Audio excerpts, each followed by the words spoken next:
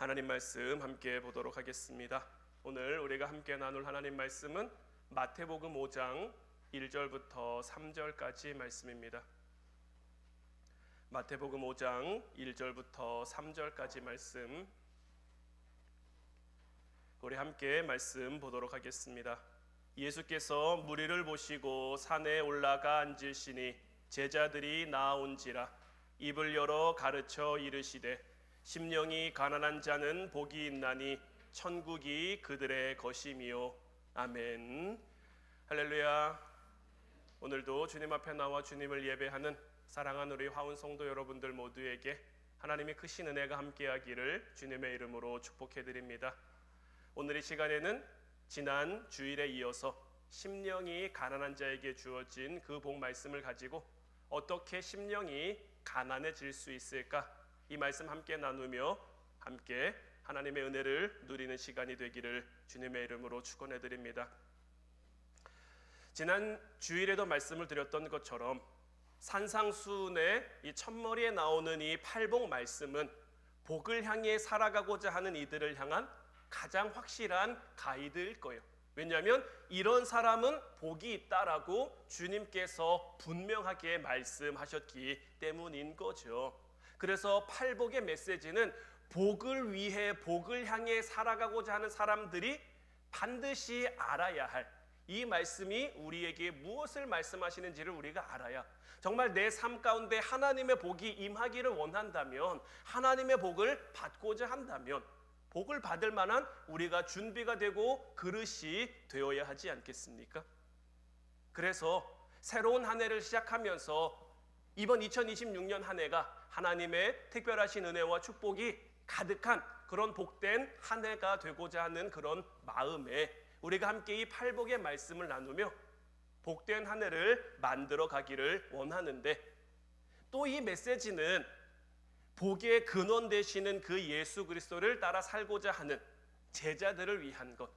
그래서 지난 시간에도 말씀드렸습니다마는 무리들이 예수님을 보고 나아왔지만 예수님께서는 그 무리들을 향해 말씀하신 것이 아니라 예수님을 따르는 제자들을 향해 말씀하셨다라는 것. 그리고 이 팔복의 첫 번째, 심령이 가난한 자는 복이 있나니 천국이 그들의 것이다 라는 것.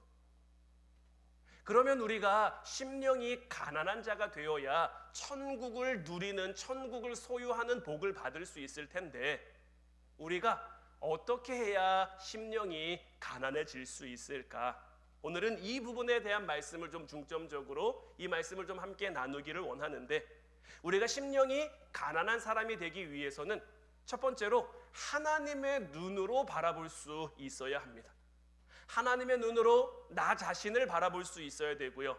하나님의 눈으로 맡겨주신 내 삶의 자리를 바라볼 수 있어야 하는 거예요. 내 눈으로, 내 관점으로 내 삶을, 나를 바라보는 게 아닙니다. 세상의 눈으로, 세상의 기준과 잣대로 나와 내 삶을 바라보는 것도 아닙니다. 이 시대가, 이 사회가 요구하는 그런 기준에 따라 나는 잘 살고 있는지, 나는 복된 인생인지 평가해보는 그러한 것도 아닙니다. 하나님의 눈으로 나를 바라봐야 되는데, 하나님의 눈으로 나를 평가해야 되는데, 하나님의 눈으로 바라본다면 나는 어떤 사람일까요? 하나님의 눈으로 바라본다면 여러분들 한 사람 한 사람은 하나님 앞에 어떤 사람이겠습니까? 이사야 6장을 보면요, 이사야 선지자가 하나님께 부름을 받는, 그래서 우리가 소위 이사야서 6장을 가리켜 이사야 선지자의 소명장이다 라고 많이 이야기를 하는데요.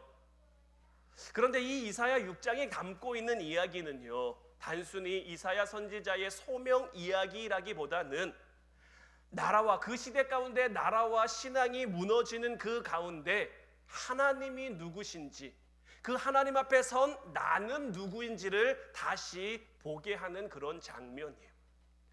이사야 6장 1절 말씀을 보면 우시야 왕이 죽던 해에 내가 본즉 주께서 높이 들린 보좌에 앉으셨는데 그의 옷자락은 성전에 가득했다라고 기록하고 있어요. 우시야 왕이 죽던 해에 이 한마디가 지금 당시의 모든 상황을 우리에게 다 설명해 줄 수가 있어요. 우시야는 어떤 왕입니까? 우시야는요 16살의 왕이 돼서요 52년 동안이나 남유다를 다스린 왕입니다. 군사적으로나 경제적으로나 정치적으로나 또 한편으로는 믿음이나 신앙 안에서도 나라가 번영할 수 있도록 잘 이끈 왕이에요. 남유다의 왕 가운데 몇 안 되는 그래도 하나님이 칭찬하신 그런 왕이란 말이에요. 역대하 26장 4절 5절 말씀을 보면 우시야가 그의 아버지 아마샤의 모든 행위대로 여호와 보시기에 정직하게 행하며 하나님의 묵시를 밝히 하는 스가랴가 사는 날에 하나님을 찾았고 그가 여호와를 찾을 동안에는 하나님이 형통하게 하셨더라. 우시야는 그 시대 가운데 모든 산당을 철폐하지는 못했지만 그래도 성전 중심의 신앙이 잘 유지될 수 있도록 나라를 잘 다스렸단 말이에요. 여러 가지 개혁이나 정책이나 여러 가지 군사적인 그런 보완점들을 나라에 잘 적용했고 그런 것들로 인해서 나라가 많이 부강해지고 나라가 많이 든든하게 설 수 있었어요. 그러나 이 말씀이 우리에게 분명하게 이야기해 주는 것은 뭐냐면 그가 나라를 잘 다스릴 수 있었던 비결이 그가 나라를 강하게 잘 세워갈 수 있었던 비결이 그가 했던 개혁이나 정책이나 이런 것들이 아니라 하나님을 찾는 마음이었다라는 거예요. 그래서 그가 여호와를 찾는 동안에는 하나님이 그를 형통하게 하나님이 그가 다스리는 나라를 형통하게 하셨다라는 거죠.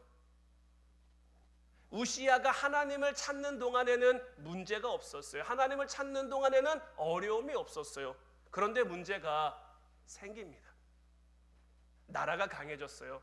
나라가 든든히 섰어요. 나라가 살만해졌어요. 나라가 괜찮아졌어요. 그런데 이때 뭐가 찾아오느냐? 이 우시야에게 교만이라는 마음이 찾아온 거예요. 역대하 26장 16절 말씀을 보면 그가 강성하여 짐에 그의 마음이 교만하며 악을 행하여 그의 하나님 여호와께 범죄하되 곧 여호와의 성전에 들어가서 향단에 분향하려 한지라. 이 성경의 어떤 분량을 놓고 보면요, 이 우시야가 하나님을 찾은 그 기간이 참 짧아 보이지 않습니까?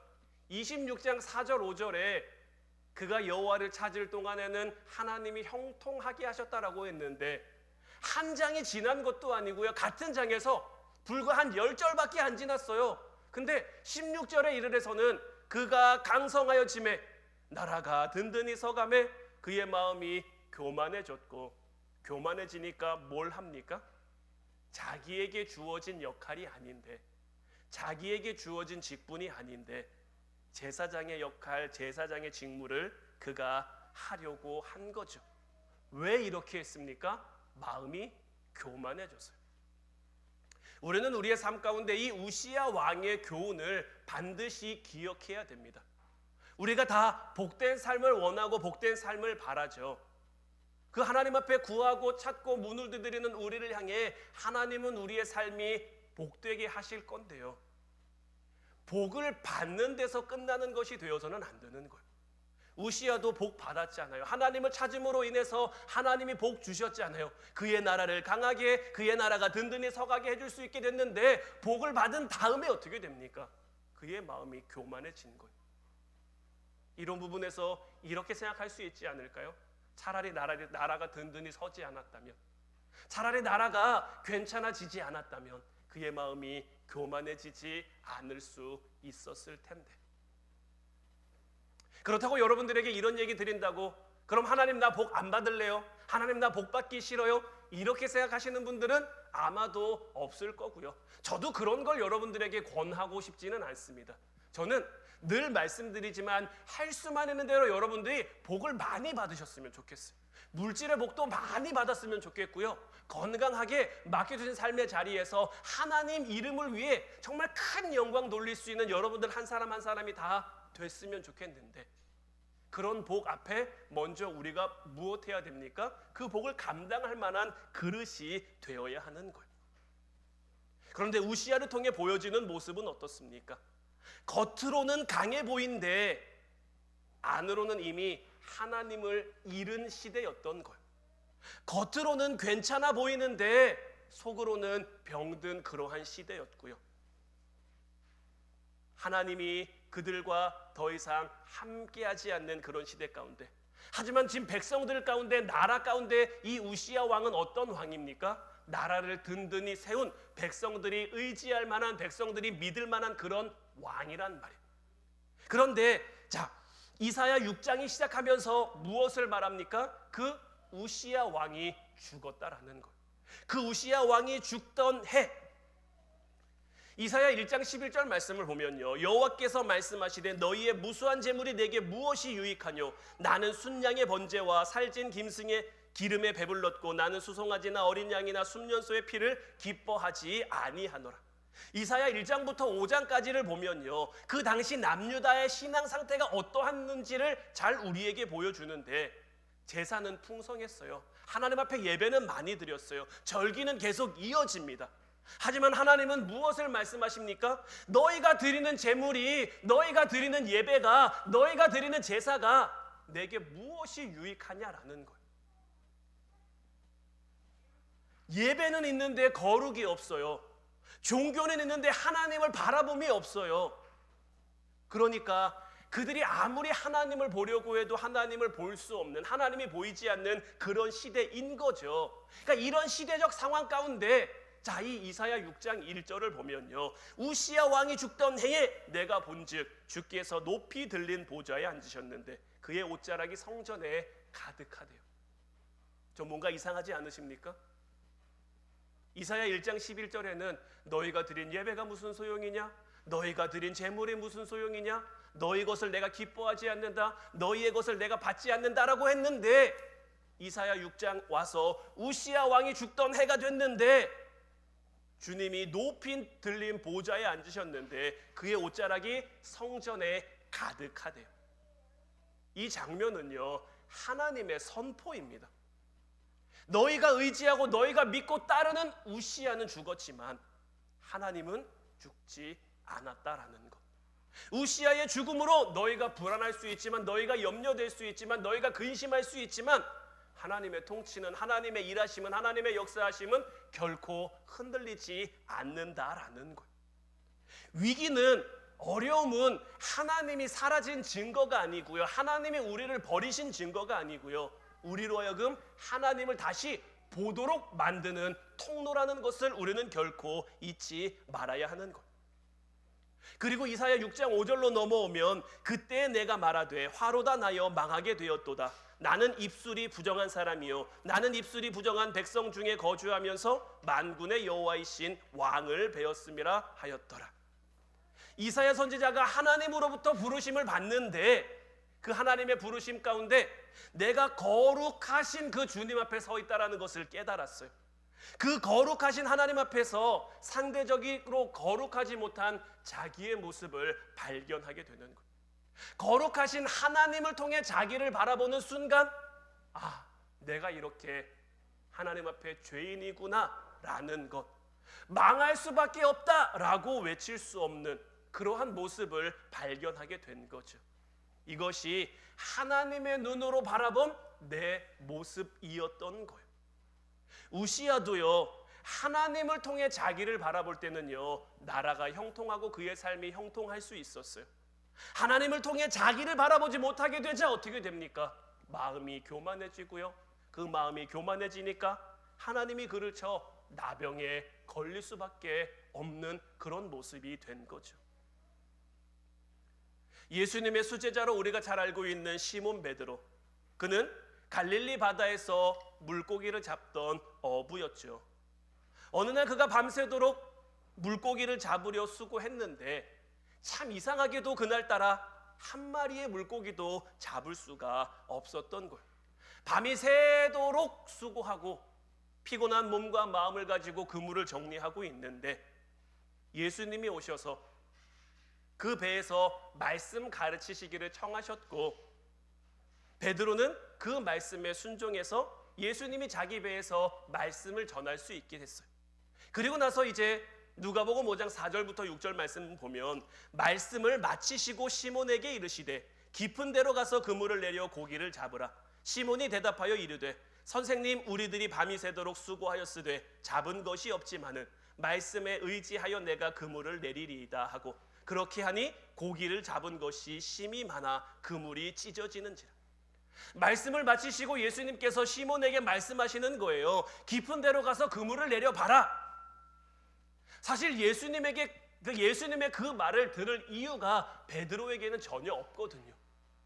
지금 베드로의 상태가 어떤 상태입니까? 막 기쁘고 좋고 감사하고 그런 상황이 아니란 말이에요. 몸도 지쳤고 마음도 지쳤고 빨리 가서 쉬고 싶을 그런 상황이었을 거란 말이에요. 근데 예수님은 그에게 깊은 데로 가서 그물을 던지라고 말씀하셨고, 예수님의 그 권위 있는 말 앞에 베드로도 아마 자기도 모른 채 알겠습니다. 우리가 밤이 새도록 수고해서 잡은 것이 없지만은 말씀에 의지해서 내가 한 번 더 해보겠습니다. 그리고 예수님이 말씀하신 대로 깊은 데로 가서 그물을 내렸더니 밤새도록 자기가 수고할 때는 한 마리도 잡히지 않던 그 물고기가 그물이 찢어질 정도로 많이 잡히게 됐단 말이에요. 보통 이런 상황이라면 어떤 말이 나와야 될까요?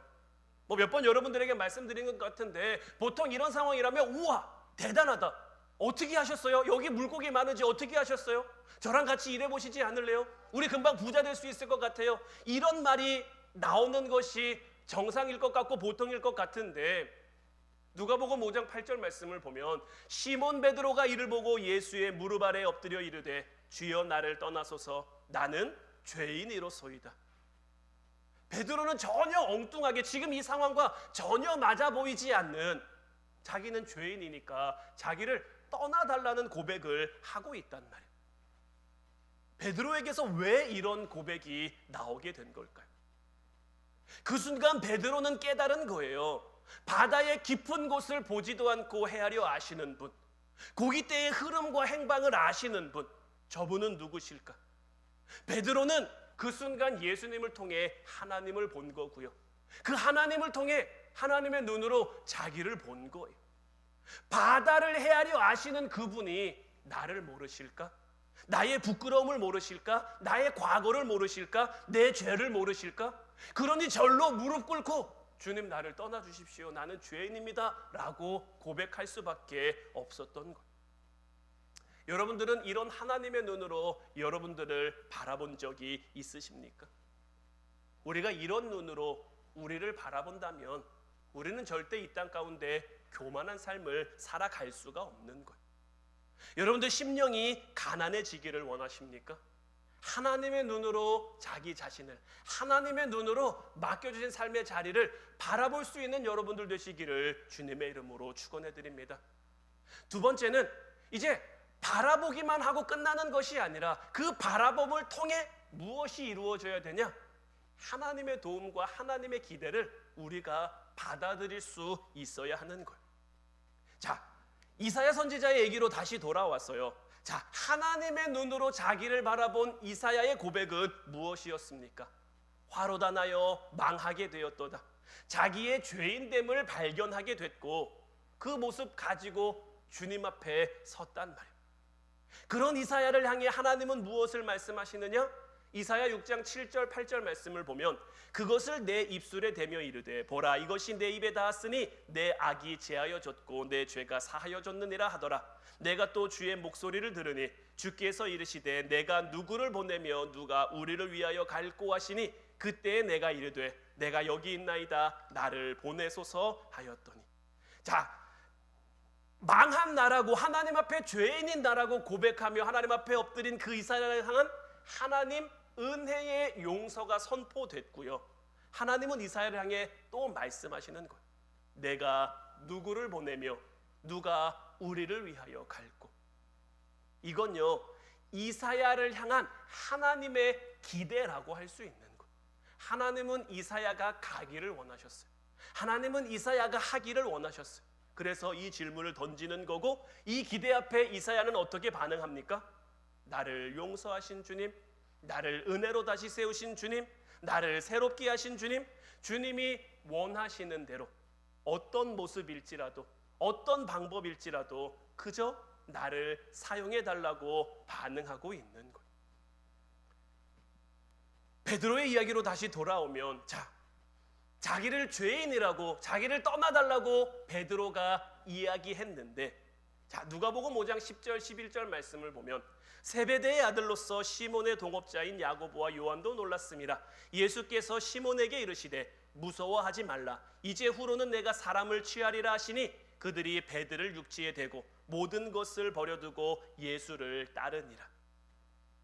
자기가 죄인이라고 자기를 떠나달라고 이야기하고 있는 그 베드로를 향해 예수님은 두려워하지 말라, 무서워하지 말라 말씀하시면서 이제는 네가 사람을 취할 거다, 사람을 낚는 어부가 될 거다 라고 말씀하셨고, 이것 또한 무엇입니까? 베드로를 향한 예수님의 기대인 거죠.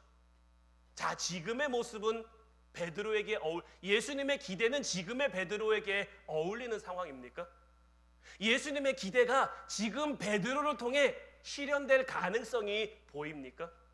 물론 우리는 성경 말씀을 통해 결과를 잘 알고 있으니까 쉽게 이것을 받아들일 수 있지만, 그 당시에 베드로라면 제대로 배운 것도 없죠. 제대로 뭔 해본 적도 없죠. 그저 할 줄 아는 거라고는 물고기 잡는 일뿐인데, 내가 사람을 취하는, 사람을 낚는 어부가 되게 하시겠다라고 예수님이 말씀하시니, 사실 이 순간 베드로는 주님, 저는 못해요. 저는 할 수 없어요. 내가 이렇게 부족한데, 내가 이렇게 연약한데 뭘 할 수 있겠습니까?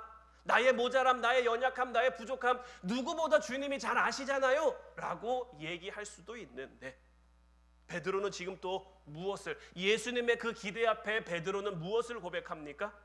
주님, 나는 이렇게 부족하고 나는 이렇게 연약하지만 바다의 깊이를, 물고기 행방을 헤아려 아시는 그 전능하신 하나님께서 나의 모든 것도 아실진데, 그러고도 나를 받아주시고 나를 용납하신다면, 주님이 그렇게 하시기를 원한다면 나는 할 수 있습니다.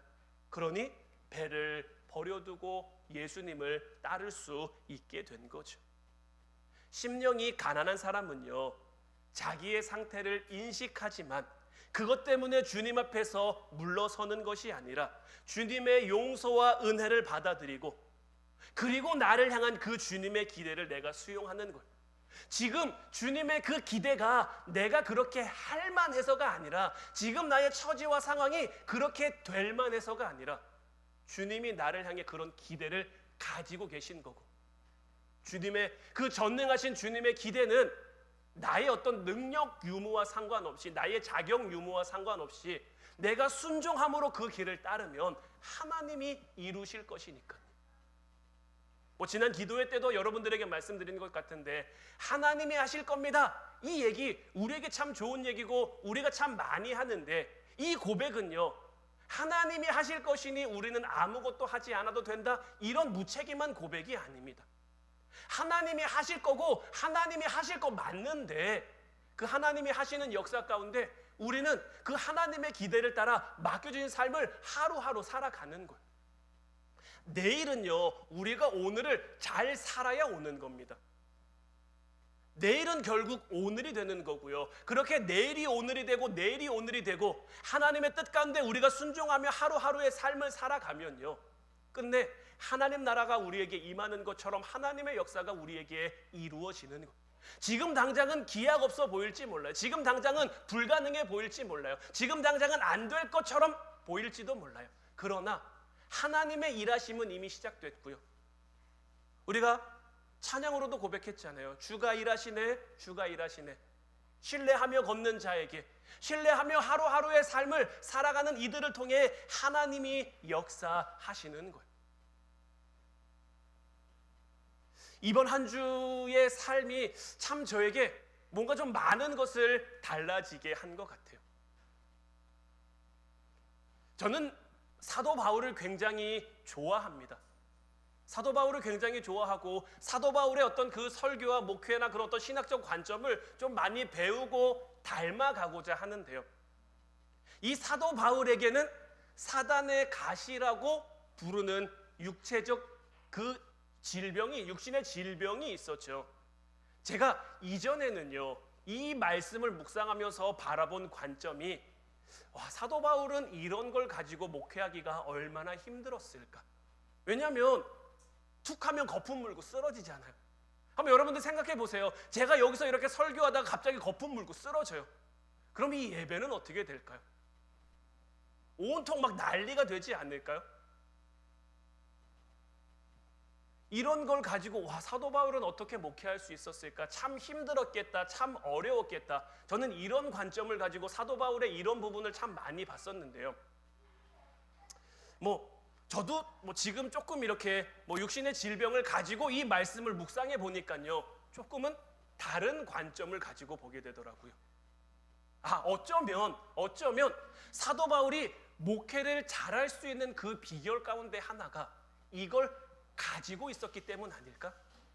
원래 사도 바울은요, 엘리트 중에 엘리트잖아요. 너무 똑똑하고 너무 잘한, 소위 어떻게 보면 천재라고 말할 수 있는, 제가 고등학교 때 친구 중에 정말 천재라고 부를 만한 그런 친구가 있었거든요. 그러니까 저희는 수학 되게 싫어하잖아요. 근데 이 친구는 미분, 적분까지는 암산으로 다 돼요. 그러니까 머릿속에 약간 그 공간 그런 개념이 너무 발달해가지고요. 그런 그래프가 그냥 머릿속에 자동으로 그려지는, 문제를 보면 저희가 9구단 외우는 것처럼 9, 28, 9, 3, 27 이렇게 아는 것처럼 그 친구는 미분, 적분을 문제를 보면은 머릿속에 그 그래프가 탁 하고 그려지는 거예요. 그러니까 너무 자연스럽게 그 답이 나오는 거죠. 그러다 보니까 이 사람들과의 관계에 문제가 생기더라고요. 그러니까 어떤 문제가 생기냐면요, 이 친구는 다른 사람을 무시하고 싶은 게 아닌데 자기한테 너무 당연한 걸 얘네가 못하니까 좀 그게 답답한 거예요. 근데 또 우리 편에서 보면 어떻습니까? 우리는 모르는데 지 잘 안다고 잘난 척하는 것 같으니까 좀 재수없기도 하고 좀 싫기도 하고, 그러다 보니까 이런 관계가. 근데 저는 사도 바울도 보통 사람을 볼 때, 그래도 처음 사도 바울이 첫 번 전도 여행을 떠날 때 마가를 함께 데리고 가는데 이 마가가 힘들다고 중간에 포기해 버리거든요. 그래서 이 마가를 향해 엄청 신랄하게 비판을 합니다. 어떻게 네가 하나님의 일을 하겠다고 하면서, 네가 어떻게 복음을 전하는 일을 하겠다고 하면서 그 조금 힘들다고 포기할 수 있냐? 그거 놓을 수 있냐? 내가 다시는 너랑 함께 하나 봐라, 이렇게 얘기한단 말이에요. 근데 후에 이 마가를 가리켜 또 뭐라고 얘기합니까? 그는 나의 신실한 동역자다. 그래서 저는 이렇게 바뀌어가는 그 과정 속에 있어서 사도 바울이 가지고 있었던 그 육신의 연약함이, 그걸 가지고 사람들을 대하다 보니까, 그걸 가지고 그런 거 가지고 사람들을 바라보다 보니까 그들의 연약함도 이해할 수 있고 그들의 약함, 그들의 부족함도 이해할 수 있게 되고, 그러다 보니 더 잘 그들에게 다가갈 수 있게 되고, 하나님께서는 사도 바울의 이런 점을 통해서 일하시고 역사한 것이 아닐까 하는 좀 다른 관점에서 이제 사도 바울의 사역과 그런 역사를 바라보게 된 거죠. 올 한 해 저희 교회가 불가능을 감사합니다라는 표어를 가지고 한 해를 시작하게 됐고, 제가 저 표어를 정할 때까지만 해도 그런 생각은 없었는데 저 표어를 정해놓고 보니까 불가능을 감사하려면 어떻게 해야 됩니까? 불가능한 일이 있어야 할 텐데, 그럼 그 불가능한 일을 하나님께서 우리 교회 가운데 어떻게 주셔야 할까? 물론 여러 가지 방법으로 하실 수 있겠지만 또 생각해 보니까 여러분들에게 불가능을 감당할 만한 힘든 일이 생기는 것보다 그래도 이 새해부터 저를 통해서 좀 이렇게 여러분들에게 보여줄 수 있으면, 저를 통해서 하나님이 역사하시는 것을 좀 이렇게 선포할 수 있게 하시면 더 좋지 않을까, 또 이런 마음이 기도하는 가운데 들어서, 또 그러니까 굉장히 감사하고 또 좋기도 하고 기쁘기도 하고 하더라고요. 그래서 감사함으로 받으면 버릴 수 있는 게 하나도 없다라는 것이 이런 말씀이다라는 것이 또 한 번 저에게 은혜로 다가오는 거고요. 이번 한 주 동안 참 전화 굉장히 많이 받은 것 같아요. 괜찮아요, 잘 될 거예요, 잘 치료될 거예요. 저를 사랑해 주시는 분들이 이렇게 또 많다라는 것을 또 한 번 느끼고 깨달을 수 있는, 그래서 더 감사한 또 시간이기도 했고요. 그래서 저는 여러분들에게 부탁드리고 싶은 것이, 여러분들이 저를 위해서 기도해 주실 텐데, 제가 가지고 있는 이 병이 치료되기를 위해서 여러분들이 기도해 주시는 것도 참 좋지만, 저는 그것보다는 이것이 하나님의 영광, 하나님의 어떤 일하심, 불가능을 감사할 수 있는 그것을 우리에게 보여주시기 위한 하나의 도구가 됐으면 좋겠다라고. 하나님이 하시고자 하면요, 자, 모세가 하나님을 처음 만났을 때 옷 속에 손을 넣었다 빼니까 그 손에 나병이 생겼어요. 이거를 다시 넣었다 빼니까 나병이 없어졌어요. 하나님은 하시고자 하면요, 얼마든지 이렇게 일하실 수 있는 분이에요. 하나님의 영광, 하나님의 그 역사하심을 나타내기 위해서라면 얼마든지 이렇게 하실 수 있는 분이란 말이에요. 그러나 사도 바울이 자기 어떤 그 육신의 연약함을 가지고 하나님 앞에 3번이나 간절히 간구했을 때는 네 은혜가 네게 족하다면서 그 기도를 들어주시지 않았단 말이에요. 왜냐하면 사도 바울이 하나님의 일을 하는데 그 육신의 연약함이 필요했다라는 하나님의 뜻이겠죠. 그러니까 사도 바울도 그것을 깨닫고는 더 이상 기도하지 않습니다. 맡겨주신 삶을 그냥 하나님 앞에 감사하며 기도하며 믿음으로 신앙으로 살아간단 말이에요. 저는 저를 통해서도 하나님의 역사가 그렇게 나타났으면 좋겠어요. 하나님이 저를 향해서, 저를 통해서 어떤 역사를 이루어 가실지, 저 어떤 일을 만들어 가실지 지금의 저로서는 알 수 없죠. 마치 시몬 베드로를 향해 이제는 후로 네가 사람을 취하리라, 사람을 낚는 어부가 되리라 하셨던 것처럼, 그런 기대를 가지고 그에게 말씀하셨을 때처럼 아직은 알 수 없지만 저를 향한 하나님의 기대가 어디에 있는지 지금 당장은 제가 알진 못하지만 그 하나님의 기대 가운데 제가 하루하루의 삶을 기도하며 말씀 가운데 살아간다면, 순종하며 이 길을 걷는다면 저를 통해 하나님의 뜻이 이루어질 거고, 우리가 함께 붙들고 기도할 이 불가능을 감사할, 어떻게 불가능을 감사할 수 있어? 이 세상은 말할지 몰라도 우리는 자 봐라, 이러니 불가능을 감사할 수 있지 않겠느냐 말할 그런 증거가 되고 도구가 되고, 이 일을 우리가 함께 기도하며 나아간다면 하나님이 우리를 보시며 얼마나 기뻐하실까. 오늘 본문 3절 말씀을 다시 보면 심령이 가난한 자는 복이 있나니 천국이 그들의 것이미요 라고 되어 있는데, 자, 여기서 강조된 것은 천국은 그들의 것이라는 것. 더 정확하게 번역하면요, 그들만의 것이라는 거예요. 심령이 가난한 자들만을 위해서 하나님께서는 천국을 허락해 주시는 거예요. 이제 바라기는 심령이 가난한 자가 돼요. 심령이 가난한다는 건 뭡니까? 하나님의 눈으로 나를 바라보며 내가 하나님 앞에 겸손히 서서, 하나님 나는 죄인이지만, 하나님 나는 능력 없지만, 나는 부족하지만 나를 향한 하나님의 기대, 나를 향한 하나님의 뜻, 내가 그것을 이루기 위해 하루하루의 삶을 살아가겠습니다. 하루하루에 우리가 맡겨주신 길을 걸어가겠습니다. 그때 하나님께서는 우리를 향해 하나님 나라를 오롯이 경험하게 하는 거예요. 하나님 나라에서 누릴 수 있는 그 기쁨과 감사와 행복을 우리가 누리게 하는 것. 그런 우리가 되면 우리의 삶은 하나님의 다스림, 하나님의 임재, 하나님의 통치가 나타나게 될 거예요. 우시야가 하나님의 눈으로 자기를 바라볼 때는 나라가 강해졌죠. 나라가 형통했죠. 우리의 삶도 마찬가지가 될 거예요. 우리가 하나님의 눈으로 우리를 바라보는 한 하나님은 우리를 결코 버리지 않으실 거예요. 하나님은 우리를 결코 나 몰라라 하지 않으실 거예요.